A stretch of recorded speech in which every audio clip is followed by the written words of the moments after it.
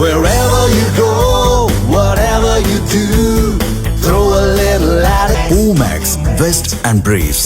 VIT Engineering Entrance Examination 2026. Applications live now. Visit vit.vit.ac.in. Thoothukudi Veerapandian பட்டணத்தில் உள்ள சர்ச்சில் ஞாயிறன்று சிறப்பு திருப்பலி நடந்தது. பாதிரியார் அலோசியஸ் முன்னிலையில் திருநெல்வேலி செயின்ட் சேவியர்ஸ் கல்லூரி முதல்வரும் பாதிரியாருமான கார்வின் ரூபஸ் சிறப்பு பிரசங்கம் செய்தார். அவர் பேசுகையில், நம் பிள்ளைகள் அனைவரும் விஜய் ரசிகர்களாக உள்ளனர். 41 பேரை கொன்று குவித்தவனுக்கு பின்னால் செல்வது ஏன் என சர்ச்சையாக பேசினார். நானும் ஆஸ்ட்ரோபிசிக்ஸ் எடுத்து படிக்கிறேன் என்று குட்டி பையன் சொல்றான். நம்ம பிள்ளைங்கள்ட்ட கேட்டு பாருங்க, நீ என்னவா போற? விஜய் ரசிகராக போறேன். 41 பேரை கொன்று குவிச்சவனுக்கு சரியா எல்லாம் இப்படி ஆகணும். இப்படி கையை இப்படி விலங்கு போட்டா நம்மளாம் என்ன செய்வோம்? விலங்கு போட்டாதான் கையை இப்படி வைப்போம் இல்லையா?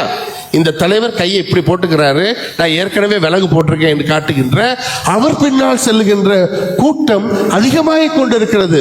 நான் விஜய்க்கு எதிரி இல்லை, ஆனால் சினிமா நடிகர்கள் மீது நம்முடைய இளைஞர்கள் குழந்தைகள் எல்லாம் ஏன் போய் கொண்டிருக்கிறார்கள்?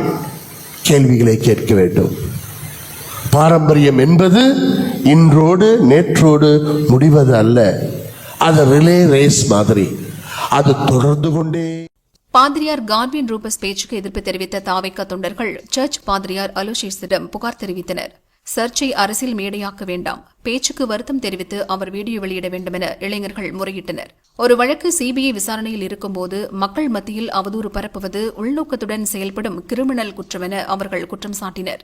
பாதிரியார் என்ற போர்வையில் ஒளிந்து கொண்டு திமுக ஏஜென்ட்டாக செயல்படுவது கண்டிக்கத்தக்கதென தாவேகா தொண்டர்கள் குற்றம் சாட்டினர்.